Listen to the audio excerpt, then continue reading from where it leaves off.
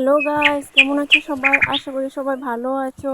তোমরা সবাই জানো যে সকালে খালি পেটে মেথি ভিজানো জল খাওয়া খুবই ভালো। তো সেই মেথি ভিজানোর জল আমিও খাই। তো সেই জলটা খাওয়ার পর মেথি দানাগুলো কি করি তা এই ভিডিওটা দেখলে তোমরা বুঝতে পারবে।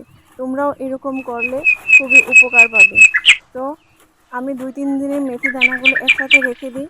তারপর সেই দানাগুলোকে আমি কিভাবে কাজে লাগাই সেটা এই ভিডিওটা যদি তোমরা সম্পূর্ণ দেখো তাহলে বুঝতে পারবে। আর আশা করি তোমরাও এটা দেখে উপকার পাবে। আর যদি ভিডিওটা ভালো লেগে থাকে তাহলে লাইক শেয়ার অবশ্যই করবে। ওকে, তাহলে ভিডিওটা শেষ পর্যন্ত দেখবে।